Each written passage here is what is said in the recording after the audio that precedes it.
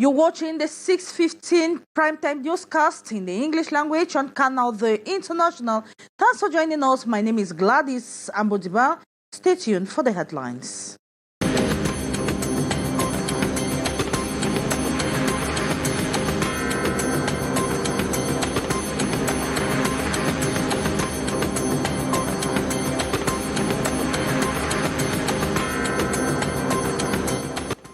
Babaju in the bamboo tools in the west region of Cameroon on high alert 48 hours after a separatist attack at the gendarmerie post.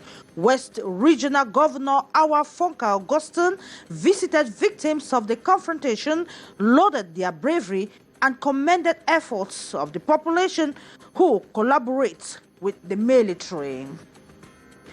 And 7 million Cameroonians have successfully registered on the electoral list this 2022, with an increase in the number of women who have registered as compared to 2021. The statistics were revealed at the second ordinary session of the electoral board today in the nation's capital, Yaoundé. Those were our headlines. Stay tuned for developments.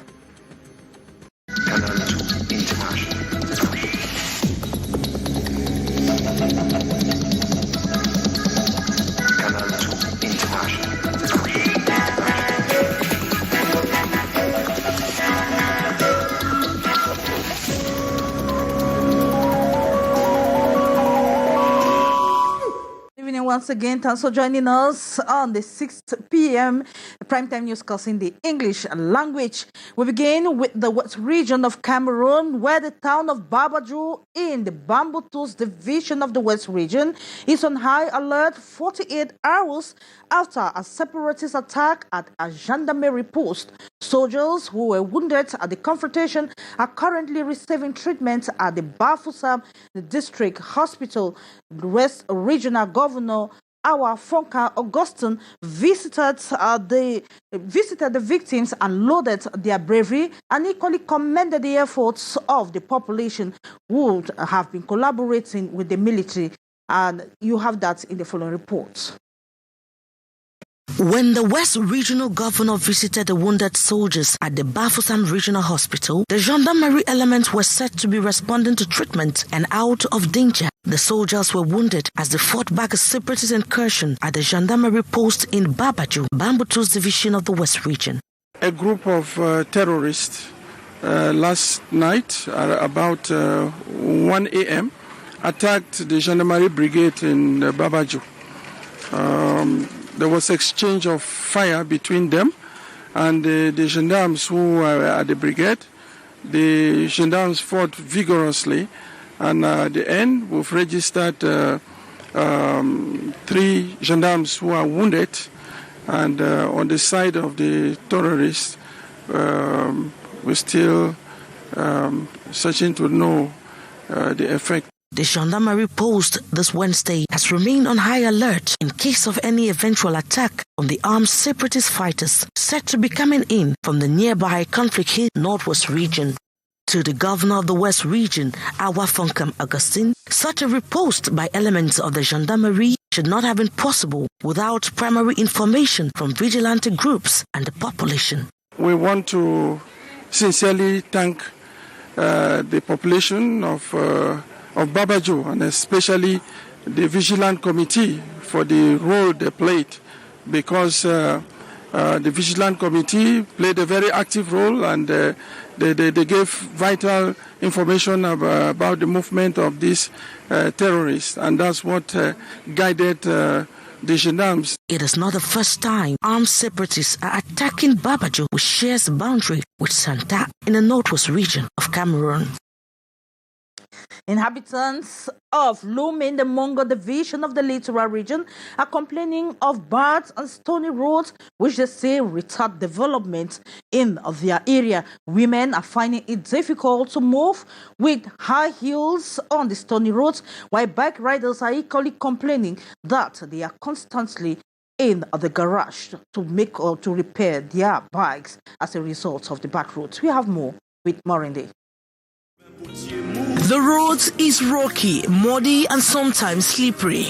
We are in Loum in the Mongo Division, a town created since 1955, but its inhabitants are still affected by the bad state of the road. The stones are just everywhere, making it difficult for the locals to dress properly. They told me they are constantly trapped, whether in low or high heels. We are constantly walking on stones. You can't put on shoes with high heels, no low heels. The stones eat them up. You are forced to buy shoes all the time because they get bad. The situation is worse during the raining season. It's difficult to find a woman putting on shoes with heels in Loum in the Mongo Division. It's so difficult walking on the stones. A lot of children fall and sustain injuries. Bike riders too have difficulties driving on the stony path. Imagine you're walking with a machete on a stony area. Inhabitants say the bad and rocky roads retards the development of the area. We are constantly in the garage as a result of the bad roads. How do you transport goods on a rocky and slippery road? It's just bad. This man has created a job around the stones. He constantly digs them out and creates a path for the easy flow of water. Inhabitants of Loum have also expressed the fear of the known as heavy rains batter the town. Homes are constantly flooded, destroying both property and farmlands. We now talk health. The population and health officials in the west region of Cameroon have expressed worries over the cholera situation in the region. During a meeting to present the cholera situation to the population, health officials told the population it was time to put into action what they have been told, like the necessary measures needed to prevent the cholera infection from getting to a rise in the west region of Cameroon. You have more in the following reports. The increasing rate of cholera cases in health centers in the west region is preoccupying. Within the past couple of days, 76 cases have been recorded, amongst whom 4 have died. 76 cas, s'il vous plaît, dont 71 déjà guéris. 76 cases have been recorded in the West region. 71 patients already treated, 1 still hospitalized, and unfortunately 4 deaths. One of them was community worker, and the 3 others were equally suffering from mobility problems. The population is worried, and health officials have said it is time words must match actions in the prevention of the cholera infection. Il faut que les populations. The population needs portable water points, or they should be educated on how to treat and the best method is to boil water in the evening, keep it cool, and sieve the water several times in the morning before consuming. The second point is on how to ensure environmental hygiene. As you saw in the images, several homes don't have decent toilets or don't even have it at all. It is time the council takes up its responsibility to check out the type of toilets the population is using. Pour pouvoir apprécier la qualité des toilettes que nos citoyens utilisent. Cholera affects both children and adults and can kill within hours if left untreated. It is reported that approximately 1 in 10 people who get sick with cholera will develop severe symptoms such as watery diarrhea, vomiting, and leg cramps.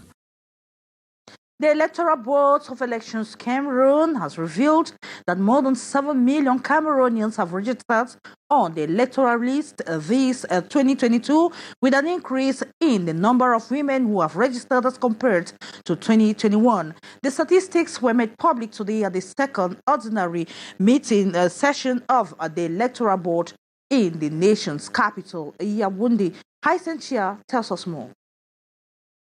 Barely 2 months to the closing of the voter registration process, the Electoral Board of Elections Cameroon expressed satisfaction on the current database.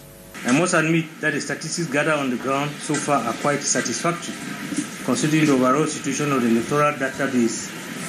As at today, pending the cleanup exercise, we have recorded a total of 237,931 new enrollments, as against 64,994 at the same period last year. This represents a progression rate of 26%, hence bringing up the electoral register to a total number of 7,197,779, of which 3,253,760 are women. Holding the second ordinary session of the Electoral Board for the year 2022, this Wednesday, June 29, at the LECAM headquarters in Yaoundé, the board chairperson, Eno Abrams Egbe, equally applauds the massive response of youths and women after a heavy campaign through digital platforms.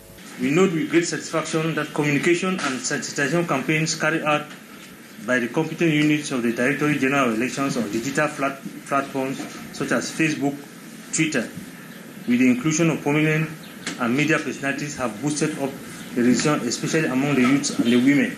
Aside evaluating the voter registration process, the meeting this day was also aimed at strategizing on the deployment of members of the Electoral Board to the field prior to the end of the process on August 31st, as stipulated by Section 74, Sub 2 of the Electoral Code.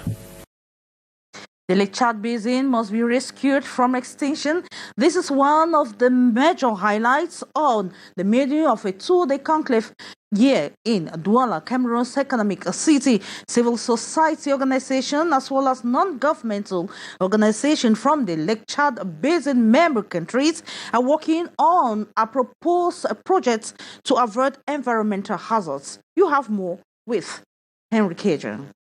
The Lake Chad Basin Commission is worried about the shrinking nature of the water due to natural and human factors, and so to help in the survival process of the Lake Chad, the Lake Chad Basin Commission has brought together civil society organizations working with the population to be more involved in the environmental protection of the lake and the sustainable management of the water resources. What brings the organizations here today is a call by the Lake Chad Basin Commission and its member states to sort of work towards sustainable management of the environment and water resources in the basin.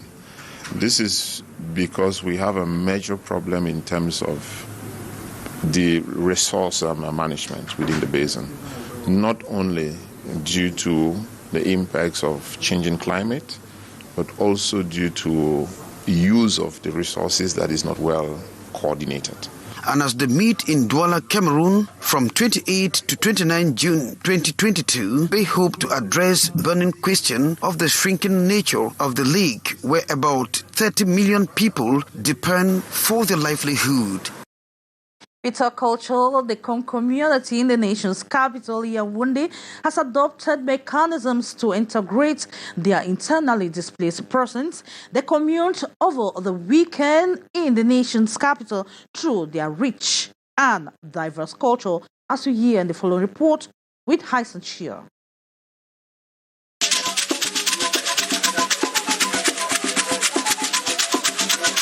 They answered present in their numbers, sons and daughters of the Confondum, here to communion with their rich culture. The come together this weekend in Yaoundé was geared towards galvanizing youths of the community and fully integrating the internally displaced persons chased away from home by the persistent socio-political crisis. Some of them are those who have been displaced by this problem. So you found them feeling at home, at least actually feeling that they are among their brothers and sisters. This is the only way we can do in order to come together with all the children here in Yaoundé, especially at this difficult moment that people are running away from their villages. An opportunity for the elites to send a clarion call to those perpetuating the violence to embrace the path of dialogue and give peace a chance. Conflicts generally are supposed to be solved through dialogue. So whatsoever situation we are living, we need to sit as brothers and sisters and discuss things out. Taking up arms, I don't think is the best way because only the innocent suffer. So if we sit and discuss looking each other, I think we'll have a lasting solution to whatsoever we are living today. So I'm calling on my brothers, because they are my brothers, my age mates, that they should try to think twice so that we can review the strategy, review a way out to this situation that we are living today. These, as the hundreds of the young people equally partake in the COM football tournament, as one of the ways to promoting social cohesion and multiplying mechanisms to boost community development. From two students in the nation's capital, Yaoundé has been remarked for his talent in the fabrication of local cars, caterpillars, as well as computers with the use of cables, cartons, and recycled material. The young, talented student has the ambition of becoming an engineer. Our reporter Omo Kosomi now paints the image of the young boy and his works in the following report. 13 years old, this young Cameroonian shows his know-how, creating a car with cartons, putting electronic cables for it to be operational like normal cars. I'm still working on it. I have already installed electric power. So at this point, I want to finalize it to be able to move it forward and backward. Kevin Tokyo has also fabricated a caterpillar with the use of syringe, cartons, and also water. Caterpillar used to carry and displace objects. Another wonderful skills discovered today, Kevin doesn't only end in creating machines, but he also creates a computer replica. This is a computer that I have produced. Living with his parents at Tongolo neighborhood in Yaoundé, Kevin Tokyo, who loves engineering, started his creativity at the age of 6. At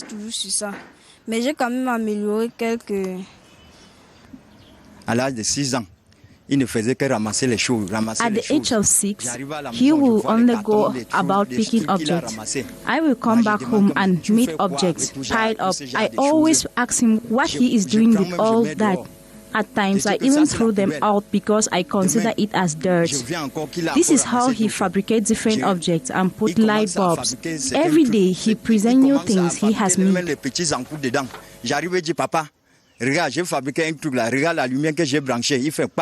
Happy of what he's doing, he says, thanks to his parents who have always encouraged him, and putting him in a technical school is part of his dreams.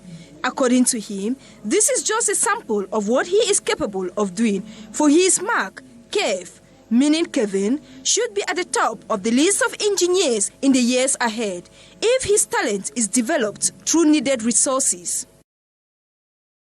And before we wrap up this edition of the newscast, we talk beauty. It has been noted that most women in Cameroon have adopted the wearing of wigs as a way of life. Many have saved themselves the stress of spending hours in traditional hairdressing salon, actually trying to make themselves more beautiful. This to the detriment of hairdressers who complain they have lost a customer. Omo Kusumi visited some hairdressing salons in the nation's capital and put together the following report.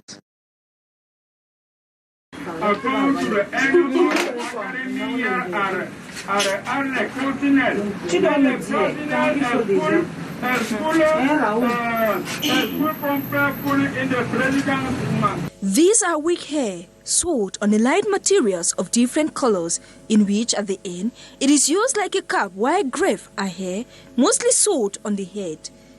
The coming of this artificial hair, hairdressers say they are not comfortable with that due to the fact that it has reduced their customers, greatly affecting their business. Depuis la venue des perruques, vraiment les salons de coiffure sont devenus morts. Surtout une comme moi.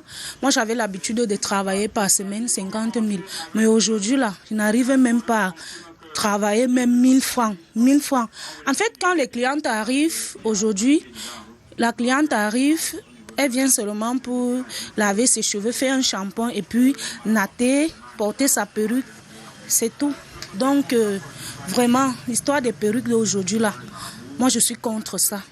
Most women nowadays prefer putting wig instead of grave for various reasons. Il y a aussi le temps.